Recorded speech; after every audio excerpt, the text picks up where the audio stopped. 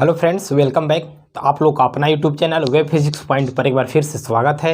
आज यह video number 5 होने जा रहा है। जैसा कि आप लोग को बोर्ड पर दिखाई दे रहा होगा, इससे हम लोग 4 वीडियो अपलोड कर चुके हैं या बोल सकते हैं पढ़ चुके हैं। ठीक है, वहाँ पर जो हम लोग पढ़े हैं ना, प्रकाशिकी जो चैप्टर था हमारा ऑप्टिक्स, जो कि क्लास 12th का बुक नंबर 2 हुआ करता है, उसको स्टार्ट किए हैं शुरू से और एक एक करके हम लोग एक स्टेप आगे बढ़ रहे हैं। अगर आप वहाँ पर अभी नहीं पहुँचे हैं, उस वीडियो को नहीं देखे हैं, तो हम आपसे आग्रह करेंगे एक बार जाइए और उसको पहले देखिए। उसके बाद यहाँ पर आप समझिएगा, अच्छा से समझ में आएगा। हाँ, आई होप आपको लगेगा ये ज़रूर कि टॉपिक हमारा पढ़ा हुआ है, लेकिन जो हम पढ़ा रहे हैं ना, उसको जब आप पूरा वीडियो देखिएगा ना, तब आपको पता चलेगा कि आखिर डिफरेंस क्या है, अंतर क्या है, जो आप पढ़े थे और हम पढ़ाए उसमें क्या अंतर है। तो इसलिए आप लोग बारीकी से एक एक पॉइंट्स को देखिएगा, तब समझ में आएगा क्या है क्या नहीं। ज़्यादा समय नहीं लेंगे। आज का जो हमारा मुख्य बिंदु होने वाला है, उसके बारे में थोड़ा सा हम आपसे बात करना चाहेंगे। मुख्य बिंदु आज होने वाला है गोलीय दर्पण। गोलीय दर्पण से कैसे हम लोग दर्पण का निर्माण करेंगे, उत्तल दर्पण और अवतल दर्पण। पिछले वीडियो में हम लोग समतल दर्पण के बारे में पढ़ चुके हैं। यहाँ पर उत्तल दर्पण और अवतल दर्पण, और दर्पण में हम लोग दर्पण के पीछे आखिर किस चीज़ का पेंट करते हैं, किस चीज़ से लिपा हुआ रहता है, ताकि हमारा एक दर्पण का निर्माण करता है, प्रतिबिंब का निर्माण करता है, उसके बारे में बात करेंगे। और क्या करेंगे, जो मुख्य बिंदु होते हैं ना, वक्रता, त्रिज्या, द्वारक, फोकस लेंथ, ये सभी एक एक बिंदु पर हम लोग बात करेंगे। और जो आप लोग को रटने का आदत होगा ना, कि कैसे हम लोग किसको फोकस बिंदु बोलेंगे, किसको वक्रता त्रिज्या बोलेंगे, किसको मुख्य अक्ष बोलेंगे, आज वो ख़त्म होने वाला है, बिल्कुल ही ख़त्म होने वाला है। सिर्फ और सिर्फ आपको एक चीज़ आना चाहिए, वह है ब्रीथ सर्कल। तो सबसे पहले हम लोग सर्कल पर ही स्टार्ट करेंगे। सर्कल के बारे में थोड़ा सा समझेंगे बेसी, क्योंकि जो हमारा गोलीय दर्पण है ना, उस सर्कल पर ही है। और सर्कल जिसको आ गया, वृत्त जिसको आ गया, समझिए गोलीय दर्पण खत्म हो चुका है। ज़्यादा समय नहीं लेंगे, आप लोग लास्ट तक जरूर बने रहिएगा। अगर हम बात करें गोलीय दर्पण की, गोलीय दर्पण, ध्यान से देखिएगा, गोलीय दर्पण। तो आखिर गोलीय दर्पण है क्या, आप लोग के मन में क्वेश्चन चल रहा होगा। ठीक है, तो गोलीय दर्पण को हम लोग इंग्लिश में जो बोलते हैं ना, स्फेरिकल मिरर बोलते हैं। थोड़ा सा इंग्लिश में हम लोग साथ में लेकर के चलेंगे, टॉपिक कहीं कहीं आपको इंग्लिश में देखने को मिलेगा। ठीक है ना, तो वहाँ पर आप, ताकि प्रॉब्लम ना हो आगे चल करके।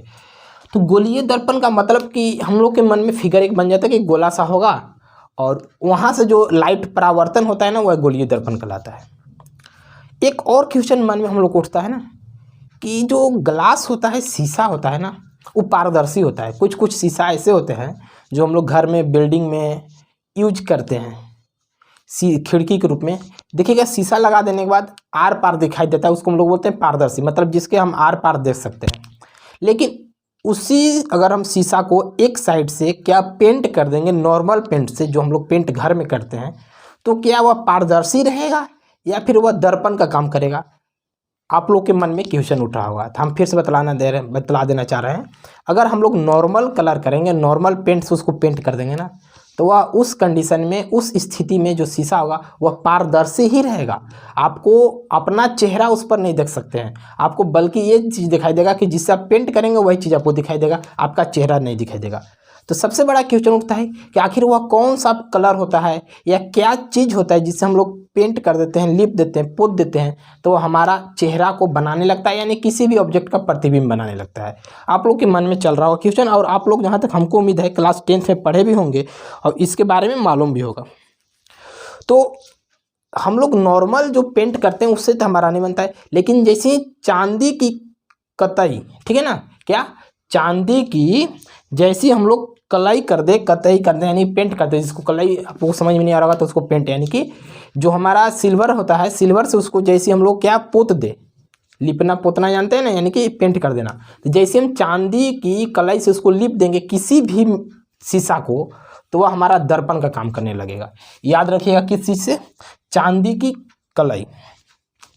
आप लोग इस सभी को लिख लिया कीजिए, कहीं पर अगर प्रॉब्लम होता है तो। चांदी की कलाई, जैसे ही हम चांदी की कलाई से, क्या चीज़, जैसे ही हम चांदी की कलाई से किसी भी शीशा को एक साइड से पोत देंगे, तो दूसरा जो हमारा उसका भाग होगा वह परावर्तक हो जाएगा, यानी कि उस पर इमेज बनने लगेगा, प्रतिबिंब बनने लगेगा, हम अपना चेहरा को देख सकते हैं। ठीक है ना, याद रखिएगा। तो वह किससे पेंट किया जाता है ताकि वह दर्पण का निर्माण होता है, तो वह होता है चांदी की कलाई। क्या होगा? चांदी की कलाई। और पहले से आप लोग को ये चीज़ मालूम होगा, इसलिए ज़्यादा इस पर हम लोग बात नहीं करेंगे, वापस आएंगे अपना गोलीय दर्पण पर। तो गोलीय दर्पण में होता क्या है, एक गोला सा हमारा क्या होता है, दर्पण। फिर बोलिएगा कि सर दर्पण पहले आप बोल दिए, चलिए कोई बात नहीं, समझते हैं हम लोग। यह एक मान लीजिए गोलाकार है, कोई भी ग्लास मान लीजिए शीशा है, यह गोलाकार एक शीशा था। और इस गोलाकार शीशा पर हम क्या किए थे, जो भी बोले थे ना, चांदी की कलाई। क्या चीज़? चांदी की कलाई। और इस पर हम क्या किए कि इस गोले भाग को, यानी गोला जो शीशा था उसको दो भाग में तोड़ दिए। क्या किए? दो भाग में तोड़ दिए। तो चलिए हम जब जैसे ही इसको तोड़ दिए, तो मान लीजिए कुछ इस प्रकार से हम इसको तोड़ दिए, ठीक है। जैसे ही तोड़ दिए और इस चांदी की कलाई से इन लोग पर हम क्या किए, एक साइड से पेंट कर दिए, जिसको हम लोग सिंपल भाषा में बोलते हैं, उसी को कलाई बोला जा रहा है यहाँ पर, ठीक है ना। तो एक बार हम क्या किए कि इसके बाहर से इसको कलाई कर दिए। ध्यान से समझिएगा क्या हम समझाना चाह रहे हैं। इसको हम बाहर से कलाई कर दिए और हमारा मन किया कि इस पर हम अंदर से ना करके, यानी कि इसका भी बाहर किए थे, इसका भी बाहर है, तो इसको हम बाहर से ना करके अंदर से कलाई कर दे रहे हैं। चलिए ध्यान से समझिएगा क्या हम बतलाना चाह रहे हैं। यह दोनों जो है हमारा ना, एक ही गोले का, याद रखिएगा, एक ही गोला एक शीशा था मान लीजिए, उस शीशे को हम तोड़ दिए। तोड़ने के बाद जो टुकड़ा, दो टुकड़ा हुआ, उस टुकड़े के एक भाग को बाहर से हम चांदी की कलाई कर दिए और दूसरे भाग में हम अंदर से इसके कलाई कर दिए। किसका कलाई किए? चांदी की कलाई कर दिए, सिल्वर्ड कलर जिसको बोलते हैं इंग्लिश में, लेकिन हिंदी में समझना, ठीक है। जैसे ही हम कलाई कर दिए एक एक भाग पर, तो यह जो दूसरा भाग था वह प्रकाश को परावर्तित करने लगा। परावर्तित क्या होता है, फर्स्ट वीडियो में हम लोग पढ़े थे, सेकंड वीडियो में। परावर्तित का मतलब, जैसे ही अगर मान लीजिए कोई प्रकाश किरण पुंज इस पर पड़ेगा, तो पड़ने के बाद आर पार नहीं होगा, उस पार नहीं जाएगा, बल्कि यह परावर्तित होकर कैसे निकलने लगेगा। लेकिन इस पर जैसे हम अंदर से कर दिए, तो इधर से तो हम प्रकाश डालेंगे तो परावर्तित करेगा नहीं, तो इसके लिए करना क्या होगा कि इसको बाहर से लाइट छोड़ना पड़ेगा, तब यह जाके परावर्तित करेगा। यह बात की बात है, आगे इसके बारे में हम लोग बात करेंगे। अभी जो हमको बात करना है ना, कि आखिर उत्तल दर्पण और अवतल दर्पण। अब हमको यहाँ पर कंफ्यूजन होता है कि सर इस दोनों में से आखिर उत्तल दर्पण कौन होगा और अवतल दर्पण कौन होगा। तो चलिए इसको हम लोग थोड़ा समझते हैं। तो उत्तल दर्पण और अवतल दर्पण की अगर हम बात करें, ठीक है, तो जो हमारा बाहर से पेंट किया हुआ है ना, बाहर से कहीं पर दिखाई दे रहा है आपको, देखिए इसको, इस गोलाकार भाग था, इसके बाहर से हम पेंट कर दिए, तो जो बाहर से हम पेंट कर दिए ना, इसको हम लोग बोलते हैं उत्तल दर्पण। क्या बोलते हैं? उत्तल दर्पण। और जो अंदर से हम पेंट किए हैं उसको बोलते हैं अवतल दर्पण। क्या बोलते हैं? अवतल दर्पण। इंग्लिश की बात करें तो अवतल को हम लोग बोलते हैं कनकेव मिरर। क्या बोलते हैं? Concave mirror. और उत्तल को बोलते हैं कन्वेक्स मिरर। अब और क्या समझना है, यहाँ तक आपको हर एक बच्चे को, स्टूडेंट को समझ में आ जाता है, लेकिन प्रॉब्लम कहाँ से होता है उसको फिर से समझना है। हम क्या किए थे, इस उत्तल दर्पण को हूबहू इसी प्रकार से छोड़ दिए। चलिए ध्यान से देखिएगा, जिस प्रकार से था इसको हम यहाँ पर एक फिर से फिगर बना लिए, आप लोग को आई होप दिखाई दे रहा होगा, और बाहर से पेंट कर दिए, ठीक है। एक और दर्पण था मान लीजिए, इसी प्रकार से इसको भी हम रख दिए, ध्यान से समझिएगा, ठीक है। और इसको बाहर से पेंट किए थे और इसको हम अंदर से पेंट कर दिए। जैसे ही हम पेंट किए तो आपके इस दिमाग में कभी नहीं बनना चाहिए कि दोनों एक ही जैसा दिख रहा है, इसलिए दोनों हमारा उत्तल दर्पण होगा। क्यों? क्योंकि आपके मन में एक ऑलरेडी पहले से फोटो बन जाता है कि इधर की ओर जो मुंह है उसको हम बोल देंगे उत्तल दर्पण, और इधर की ओर जो मुंह होगा उसको बोल देंगे अवतल दर्पण। और यहाँ पर हम लोग, बहुत बच्चे लोग कन्फ्यूजन करते हैं, इसको यहाँ पर दूर कर लेना है। इस कंसेप्ट को ना समझ के आपको समझना क्या है, एक ही चीज़ समझना है आपको। अगर वो बाहर से पेंट रहेगा, ध्यान से देखिए, अगर वह बाहर से पेंट किया हुआ है, मतलब कि अंदर गड्ढा जैसा है, कटोरा जैसा, और कटोरा वाला भाग पेंट नहीं है, तो इसको बोलेंगे उत्तल दर्पण। क्या बोलेंगे इसको हम? उत्तल दर्पण। तो चलिए यहाँ पर दिखाई दे रहा है आपको, तो इसको बोल देंगे उत्तल दर्पण। अगर आपको, ध्यान से देखिएगा, अगर आपको अंदर से पेंट किया हुआ है, देखिए ध्यान से, अंदर से पेंट किया हुआ है और उसका बाहरी भाग पेंट नहीं है, बाहरी भाग पेंट नहीं है। किस चीज़ का पेंट नहीं है? तो चांदी की कलई का पेंट नहीं किया गया है, अर्थात जो प्रकाश का परावर्तन होगा वो बाहरी से होगा। तो कैसे बोलेंगे कि कटोरा के अंदर वाला भाग से लाइट परावर्तित हो रहा था, बाहर पेंट किया गया था कटोरा का, इसलिए हो गया था उत्तल दर्पण। और कटोरा के जब हम अंदर से पेंट कर देंगे और बाहर से लाइट परावर्तित हो जाएगा तो उसको हम लोग बोलते हैं क्या? अवतल दर्पण। याद रखिएगा, क्या उसको बोलते हैं हम लोग? अवतल दर्पण। तो आई होप आप लोग को समझ में यहाँ तक आया होगा। ठीक है, अब क्वेश्चन उठता है कि आखिर गोलीय दर्पण क्या था? तो जब किसी एक खोखले गोले को, ठीक ना, जब किसी एक खोखले गोले को चांदी की कलई से पेंट कर दिया जाता है तो उसके बाहरी पृष्ठ से जो प्रकाश होते हैं परावर्तित होने लगते हैं, और जब पृष्ठ से लाइट हमारा प्रकाश परावर्तित होने लगते हैं तो इस प्रकार के पृष्ठ को हम लोग बोलते हैं गोलीय दर्पण। तो अगर गोलीय दर्पण की परिभाषा की बात करें, इसको आप डॉट डॉट से मिला लीजिए ताकि अभी बहुत सारे पॉइंट इसको समझने में आपको हेल्प मिलेंगे। हम लोग एकदम आराम से चलेंगे, बस लास्ट तक आप लोग बनिएगा। हम आपको 100% गारंटी देते हैं कि समझ में आएगा ही आएगा। तो अगर गोलीय दर्पण की हम बात करें तो क्या बोल सकते हैं? उसको बोल सकते हैं क्या कि यदि एक खोखले गोले को, यदि एक खोखले गोले को, याद रखिएगा, यदि एक खोखले गोले को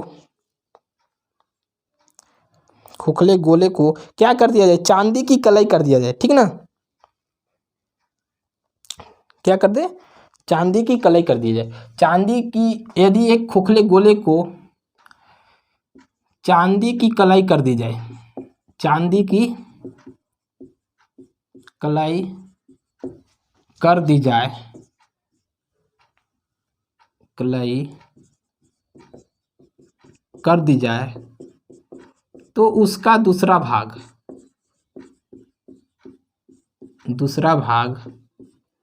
प्रकाश को परावर्तित करने लगती है, परावर्तित करने लगती है, और इसी को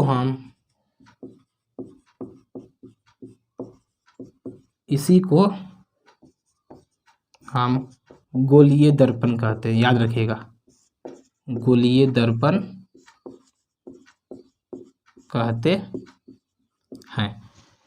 गोलीय दर्पण और कुछ नहीं होता है, किसी एक खोखले गोला है या शीशा बोलिए खोखला है जिसमें हम आर पार देख सकते हैं, और उसके एक भाग को काट दीजिए या फिर अंदर से उसको कलई कर दीजिए। किसका? चांदी की कलई, यानी चांदी की कलई, बार बार बोलने का मतलब है उसको पेंट कर देना, ठीक है ना। पेंट कर दीजिए तो दूसरे भाग से प्रकाश परावर्तित होने लगेगा, उसी को हम लोग गोलीय दर्पण कहते हैं। लेकिन जैसे हम इस स्फेरिकल मिरर को, गोलीय दर्पण को बीच से काट देंगे, जो कि यहाँ पर आपको दिखाई दे रहा है, तो बीच से काटने के बाद चांदी की कलई कर देंगे, एक को अंदर से एक को बाहर से, तो दो दर्पण का निर्माण होगा, एक उत्तल दर्पण और एक अवतल दर्पण। तो हम बोल सकते हैं कि गोलीय दर्पण दो प्रकार के होते हैं। गोलीय दर्पण दो प्रकार के होते हैं, दो प्रकार के होते हैं। पहला जो हमारा है अवतल दर्पण, अवतल दर्पण, और जो दूसरा है उत्तल दर्पण। अब हम लोग बारी बारी से अवतल और उत्तल दोनों को समझेंगे। अगर हम अवतल दर्पण की बात करें, ठीक है ना, अवतल दर्पण की पहला में अगर देखें हम अवतल दर्पण, अवतल दर्पण को इंग्लिश में क्या कहते हैं लिखा हुआ है, आप देख सकते हैं, कनकेव मिरर। तो अवतल दर्पण में हम क्या देख रहे हैं कि इसका अंदर से पेंट किया हुआ रहता है और उभरा हुआ भाग से क्या होता है? परावर्तित होता है, प्रकाश का परावर्तन होता है।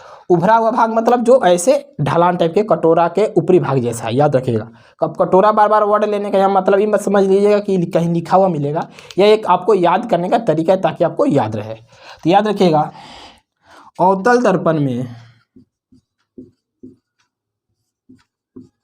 अवतल दर्पण में, ठीक है, यानी कि इसमें परावर्तित यानी परावर्तित सतह या परावर्तन सतह, ठीक है ना। अवतल दर्पण में अंदर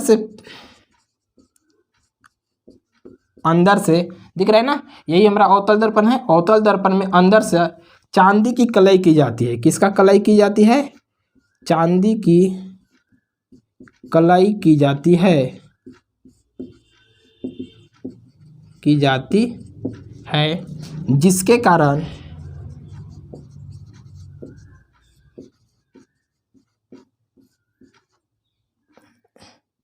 इसकी परावर्तित सतह उभरा हुआ होता है।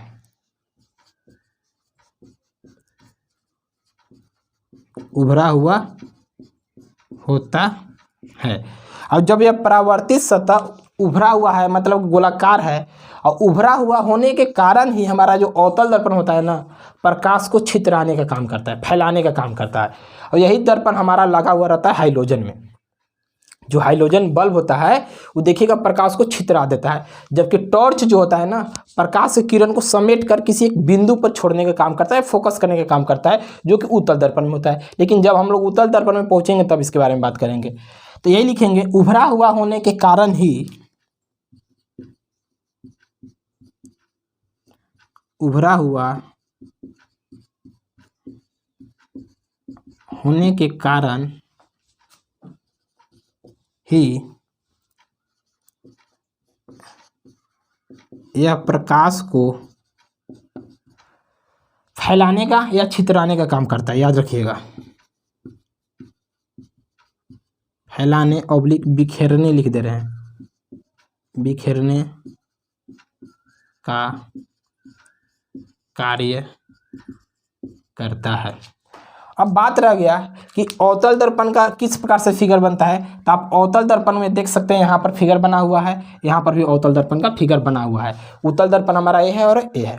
याद रखिएगा फिर से एक बार, अवतल दर्पण में अंदर से पेंट किया जाता है, उभरा हुआ भाग इसका परावर्तित सतह होता है। परावर्तित सतह वैसा सतह होता है जिस पर प्रकाश को छोड़ते हैं तो लाइट को वह परावर्तित करके आपस उसी माध्यम में मुड़ने का काम करता है। ठीक है, अब हम लोग जो आगे बढ़ेंगे वो उत्तल दर्पण की ओर बढ़ेंगे, कन्वेक्स मिरर की। उससे पहले आप लोग इसको स्क्रीनशॉट ले लीजिए या फिर लिख लीजिए।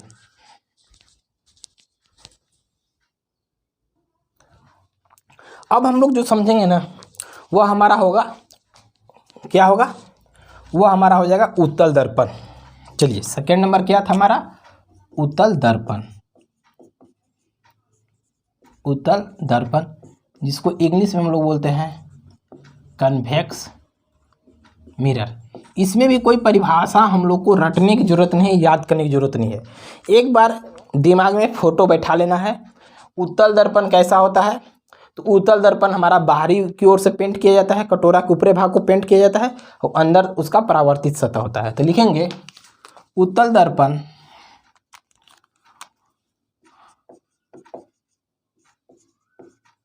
उत्तल दर्पण में गोलीय पृष्ठ के, कैसा ये गोलीय पृष्ठ है ना, दिख रहे हैं ना, अलग अलग परिभाषा हो सकता है क्योंकि खुद से लिखवा रहे हैं, इसलिए आप लोग याद करने से ज़्यादा समझने का प्रयास कीजिएगा। गोलीय पृष्ठ के बाहरी भाग को पेंट किया जाता है। उत्तल दर्पण में गोलीय पृष्ठ के बाहरी भाग को पेंट करने से बेटर वर्ड यूज कर लेते हैं, चांदी की कलाई की जाती, ताकि आपको याद हो जाएगा। ठीक है ना, बाहरी भाग को चांदी की कलाई की जाती है, चांदी की कलाई की जाती है, जिसके कारण उत्तल दर्पण का परावर्तित सतह अंदर की ओर, यानी कि कैसा, कटोरा के अंदर वाला होता है, जिसके कारण इसकी परावर्तित सतह अंदर की ओर होता है, अंदर की ओर होता है। अब ध्यान से समझिएगा, अंदर की ओर कहने का मतलब है क्या? वक्रता केंद्र की ओर, सेंटर की ओर। ठीक है ना, वक्रता केंद्र की ओर, सेंटर की ओर। अब क्या होता है इस पर हम लोग अभी बात करेंगे और इसी वीडियो में बात करेंगे। सतह की अंदर की ओर होता है, लिख देते हैं, अर्थात ब्रैकेट में हम लोग लिख देते हैं वक्रता केंद्र की ओर, वक्रता केंद्र की ओर, ठीक है ना। और जब यह परावर्तित सतह इसका कैसा है, गोल मटोल, गोल मटोल मतलब ऐसे है, इस टाइप से। तो जब भी हम प्रकाश को इस पर छोड़ेंगे ना, इस पर जब भी हम प्रकाश को इस प्रकार से छोड़ेंगे इस पर, तो यह परावर्तित होने के बाद देख रहे हैं ना, एक ही बिंदु की ओर यानी किसी एक बिंदु से होते हुए निकलेगा, ठीक है ना। यानी कि ये लाइट को छितराने का काम, बिखेरने का काम नहीं करता है, बल्कि छितराए हुए लाइट को एक जगह समेटने का काम करता है। एक जगह क्या करने का काम करता है, समेटने का। तो यहाँ बोल सकते हैं हम लोग कि जो हमारा उत्तल दर्पण होता है, क्या उत्तल दर्पण, कन्वेक्स मिरर, वह लाइट को एक जगह सिमटने का काम करता है। यानी कि उत्तल दर्पण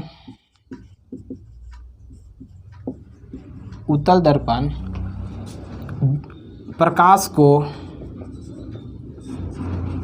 को एक जगह सिमटने का काम करता है, सिमटने का कार्य करता है। इसी कारण से हम लोग टॉर्च में इसका उपयोग किया जाता है, उत्तल दर्पण का। उत्तल दर्पण के कारण ही जो टॉर्च में होता है ना, वह जैसे हम टॉर्च को छोड़ते हैं तो दूर स्थित वस्तुओं को वह स्पष्ट दिखाने में काम करता है। क्यों? क्योंकि वह प्रकाश को छितराने नहीं देता है, बल्कि बांध करके एक जगह फोकस करने का काम करता है। याद रखिएगा, ठीक है ना। तो ये हमारा उत्तल दर्पण हो गया। उत्तल दर्पण हमारा देखने में कुछ इस प्रकार से है, जो कि आपको यहाँ पर दिखाई दे रहा है। इसके बाद जो है ना, आगे हम लोग बढ़ते हैं तो इसका एक दर्पण फार्मूला होता है, वो तो प्रूफ हम लोग करेंगे, सिद्ध करेंगे। अभी तक जो हम लोग पढ़ते थे, रट करके आते थे, उसी को मानते थे। लेकिन अभी जो अगला वीडियो में, वहाँ पर हम लोग इसको प्रूफ करेंगे। लेकिन ये मत सोचिए कि वीडियो लास्ट हो गया। अभी जो हम लोग पढ़ने वाले हैं ना, आखिरी जो गोलीय पृष्ठ है, गोलीय पृष्ठ से संबंधित जो मुख्य पॉइंट्स है, बिंदु है, जिसे हम लोग बोलते हैं वक्रता त्रिज्या, ठीक है ना। रेडियस ऑफ कर्वेचर इंग्लिश में बोलते हैं, वक्रता केंद्र, ठीक है ना, सेंटर जिसको बोलते हैं, या पोल जिसको ध्रुव बोलते हैं। आखिर ये सब चीज़ है क्या, कैसे इसके बारे में हम लोग समझेंगे, इस बात पर अभी हम लोग क्या बोले आपको, बहुत ही अंदर से आपको समझाने वाले हैं। अगर आप एक बार ध्यान से देखिएगा ना तो याद होने वाला है, बस इतना जान लीजिए। चलिए, तो पहला नंबर हम इसको इरेज करते हैं। आप लोग जल्दी से स्क्रीनशॉट ले लीजिए। क्यों? क्योंकि इतना जगह में नहीं होगा। तो अगर हम आगे बात करें तो इसमें सबसे जो मेन पॉइंट्स आता है ना हमारा, वो आता है वक्रता केंद्र। तो चलिए, पहला नंबर जो हेडिंग होने वाला है वक्रता केंद्र, और केंद्र के बारे में हम लोग समझेंगे। पहला जो पॉइंट्स है वह है वक्रता केंद्र, ठीक है ना। तो पहले हम लोग वक्रता केंद्र को देखेंगे, और वक्रता केंद्र को हम लोग इंग्लिश में बोलते हैं क्या, centre of curvature, centre of curvature, centre of curvature. चलिए, इसको तो समझेंगे ही, लेकिन इससे पहले हम लोग को ध्यान देना है यहाँ पर।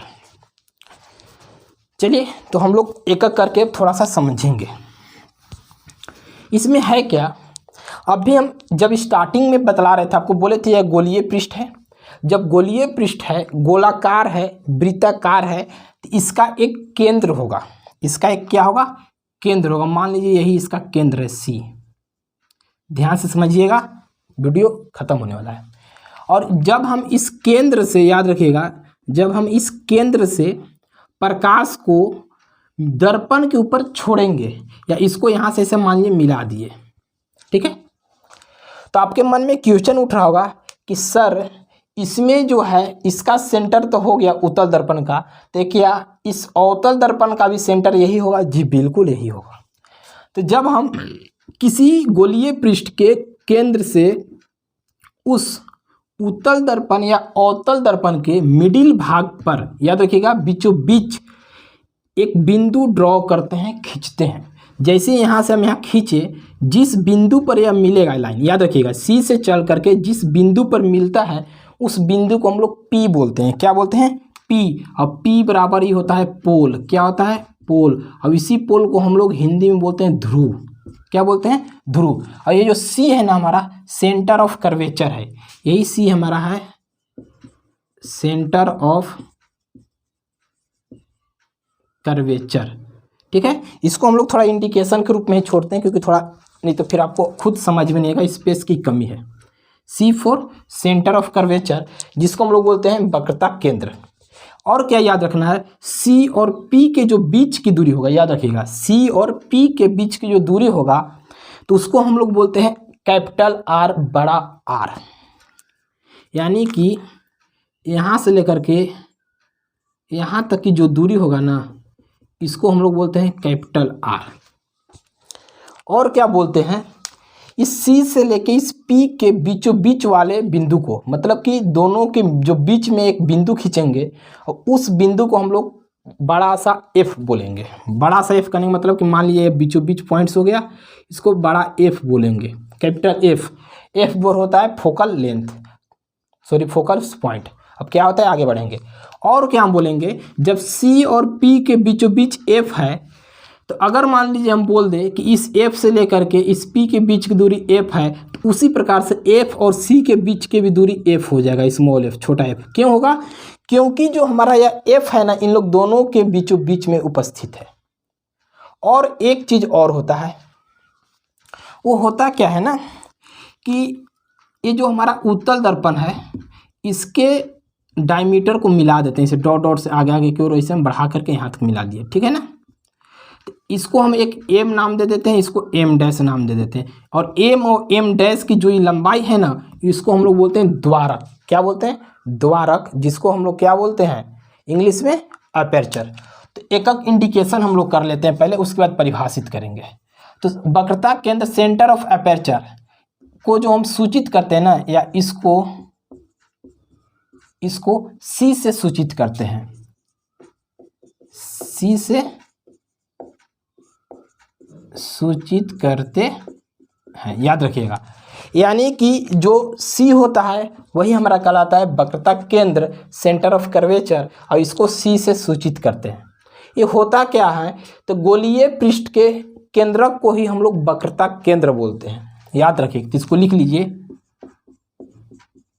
गोलीय पृष्ठ के केंद्र को ही वक्रता केंद्र कहा जाता है, केंद्र कहा जाता है। चलिए, तो ये वक्रता तक केंद्र हो गया। अब वक्रता केंद्र से एक लाइन खींचे और हम जाकर के उस उत्तल दर्पण या अवतल दर्पण, दोनों में से किसी एक के बीचों बीच जाकर के मिला दिए। जिस बिंदु पर जाके मिलेगा ना, वो हमारा पी कहलाता है, पोल कहलाता है।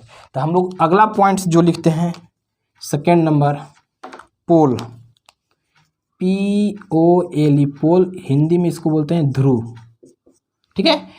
इसको सूचित क्या से करते हैं, पी से। तो लिखेंगे इसे पी से सूचित किया जाता है, पी से सूचित किया जाता है। अब इसको परिभाषित कैसे करेंगे, इसको परिभाषित कैसे करेंगे, तो लिख सकते हैं हम लोग कि परावर्तन करने वाले गोलीय पृष्ठ के मध्य बिंदु को ध्रुव करते हैं। क्या कहते हैं, परावर्तन करने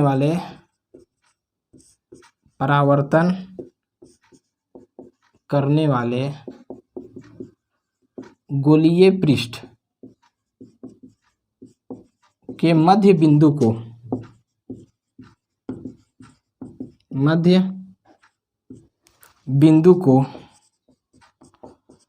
पोल यानी कि ध्रुव कहते हैं।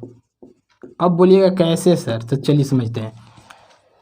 क्या लिखे हैं, परावर्तन करने वाले गोलीय पृष्ठ। इसका परावर्तन करने वाले गोलीय पृष्ठ अंदर की ओर है, इसके मध्य बिंदु कहाँ, पी हमारा है, इसी को हम लोग पोल कहते हैं। इसमें अगर हम बात करें तो इसमें हमारा परावर्तक बिंदु कहाँ, यहाँ पर होगा, बाहर से होगा, लेकिन होगा तो मध्य बिंदु में ही होगा, तो इसका भी पोल यही कहलाएगा, याद रखिएगा, ठीक है। अगला जो है, अब सी और पी को कौन मिला रहा है, एक लाइन मिला रहा है, एक लाइन मिला रहा है, जिसको हम लोग जो बोलते हैं मुख्य अक्ष बोलते हैं। क्या बोलते हैं इसको, मुख्य अक्ष, प्रिंसिपल एक्सिस। तो थर्ड नंबर जो हमारा पॉइंट होगा, मुख्य अक्ष, इंग्लिश में इसको बोलते हैं प्रिंसिपल एक्सिस, याद रखिएगा। तो प्रिंसिपल एक्सिस होता क्या है, याद रखिएगा, सी और पी को मिलाने वाली रेखा को, यानी वक्रता केंद्र और पोल को जो मिला रहा है ना, ये ब्लैक से जो लाइन जा रहा है, ये देख रहे हैं, इसी को हम लोग मुख्य अक्ष बोलते हैं। तो लिख देंगे इसको, अपने शब्दों में ज़्यादातर इसको लिखने का प्रयास करना है, किताबी कीड़ा अगर बनिएगा तो भूल जाइएगा। इसको लिखना क्या है हम लोग को, कि वक्रता केंद्र, यही ना, सी फॉर वक्रता केंद्र, तो वक्रता केंद्र जिसको सी बोलते हैं, तथा पोल जिसको हम लोग बोलते हैं ध्रुव, सूचित करते हैं पी, ठीक ना, को मिलाने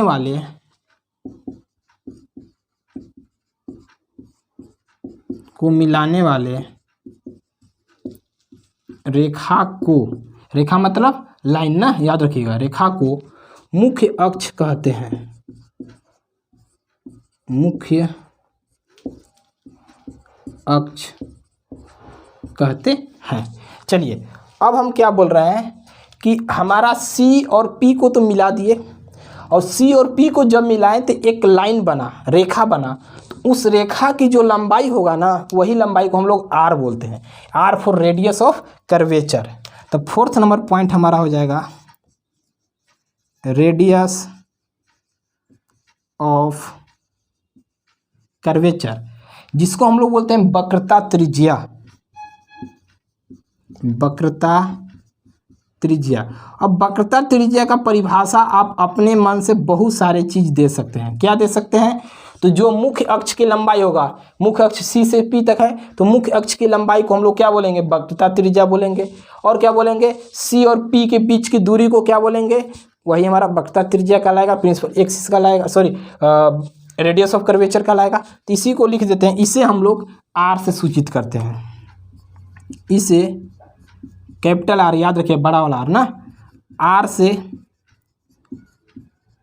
सूचित करते हैं, आर से सूचित करते हैं। परिभाषा की बात करें तो हम लिख सकते हैं सी और पी के बीच की दूरी को, सी और पी के बीच की दूरी को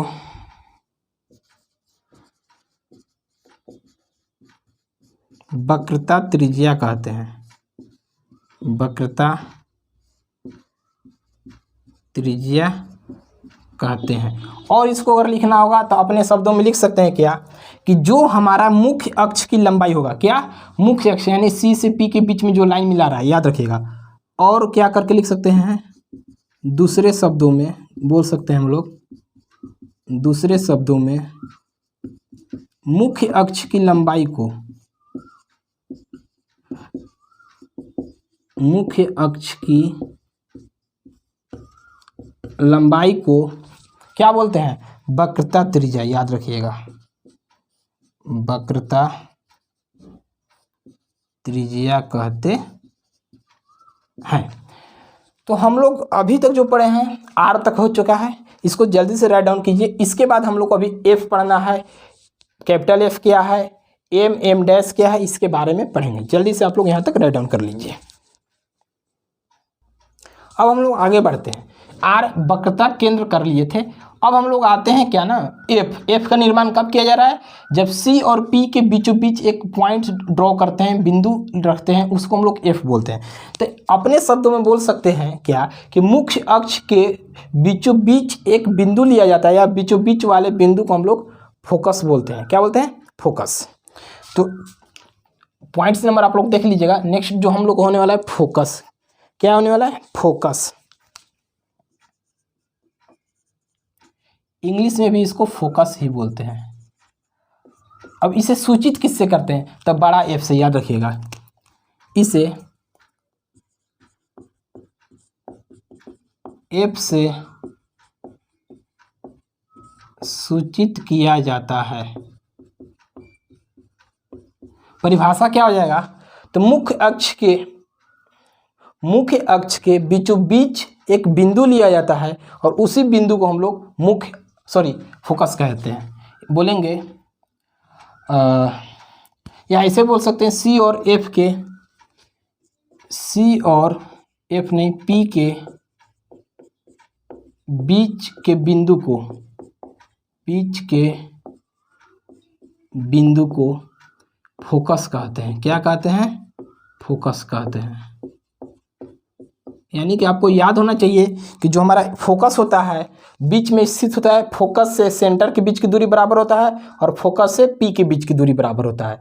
तो दोनों का जब दूरी बराबर होता है तो एक यहाँ पर आपको छोटा सा एफ नज़र आ रहा होगा, तो एफ क्या है, तो यह फोकस दूरी है। तो नेक्स्ट पॉइंट हमारा हो जाएगा फोकस दूरी। क्या हो जाएगा, फोकस दूरी। इंग्लिश में इसको बोलते हैं फोकल लेंथ। तो चलिए हम लोग फोकल लेंथ समझेंगे। तो फोकल लेंथ की अगर हम बात करें तो फोकल लेंथ को क्या से सूचित करते हैं, आप लोग फिगर में जल्दी से देखिए। तो फोकल लेंथ में जो हम लोग सूचित करते हैं छोटा एफ से सूचित करते हैं। किससे सूचित करते हैं, छोटा एफ से। तो लिखेंगे इसे एफ से सूचित किया जाता है, सूचित किया जाता है छोटा एफ। तब होता क्या है, तो इसको हम बोल सकते हैं कि छोटा एफ जो होता है ना, एफ और पी के बीच की दूरी को हम छोटा एफ बोलते हैं, फोकस दूरी, या बोल सकते हैं सी और एफ के बीच की दूरी को हम लोग छोटा एफ बोलते हैं। तो हम लिख सकते हैं, कोई एक डिफिनेशन लिख देते हैं कि छोटा यानी फोकस दूरी से लेकर के फोकस से लेकर के ध्रुव के बीच की दूरी को हम लोग फोकस दूरी कहते हैं। तो लिख देंगे फोकस जिसको एफ से सूचित करते हैं तथा ध्रुव की, यानी ध्रुव मतलब पोल ना, बीच की दूरी को फोकस दूरी कहते हैं। फोकस दूरी जिसको हम लोग छोटा एफ कहते हैं। ओके, तो एफ हो गया हमारा, आर हो गया, सी हो गया, पी हो गया। अगला जो है एम और एम डैश क्या है, तो एम और एम डैश को हम लोग हिंदी में बोलते हैं द्वारक। यानी एम से लेकर के एम डैश तक जो हम डॉट डॉट से लाइन खींचे हैं ना बिंदु से, यहाँ से यहाँ तक के लंबाई को हम लोग बोलते हैं द्वारक, जिसको इंग्लिश में बोलते हैं अपर्चर। तो अगला जो हो जाएगा हमारा द्वारक, ठीक है ना, इंग्लिश में इसको बोलते हैं अपर्चर। इसको सूचित क्या से करेंगे, तो इसका खुद का एक नाम होता है। आपको मन करेगा तो एम एम डैश लिख सकते हैं, बी बी डैश लिख सकते हैं, सी सी डैश लिख सकते हैं, या डी लिख सकते हैं, या ई लिख सकते हैं, कुछ भी नाम दे सकते हैं। तो जो यहाँ पर अभी अवेलेबल है उसको हम लिखेंगे एम एम डैश को, क्या, एम एम डैश को द्वारक कहा गया है, द्वारक कहा गया है। अब परिभाषित कैसे करेंगे, तो परिभाषित करने के लिए जो हम यहाँ पर वर्ड लेंगे वो होगा क्या, तो लिख सकते हैं गोलीय दर्पण के परावर्तक तल की भी, क्या लिखेंगे, गोलीय दर्पण की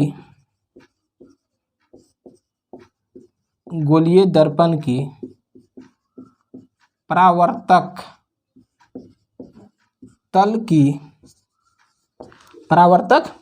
तल की बाहरी वृत्ताकार रेखा के व्यास, याद रखिएगा,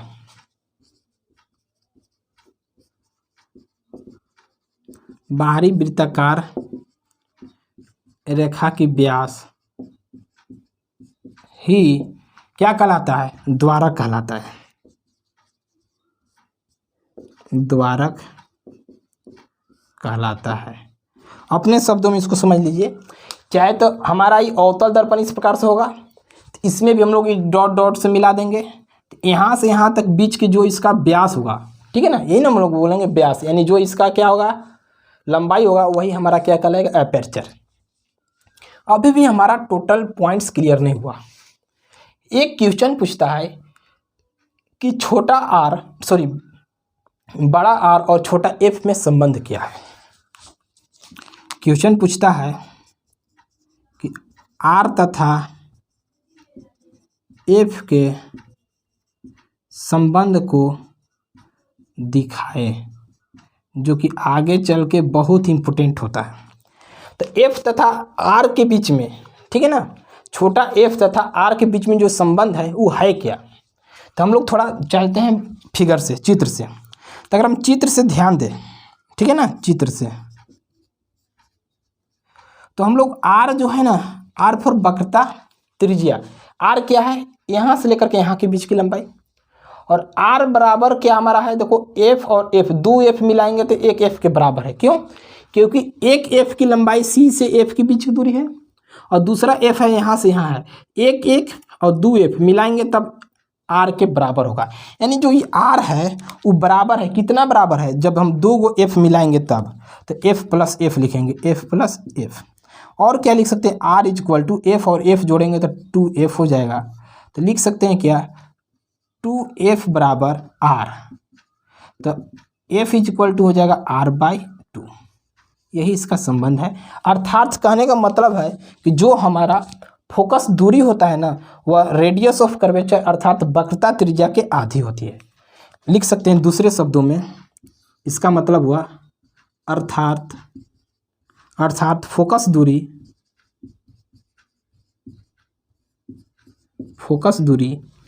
वक्रता केंद्र की आधी होती है,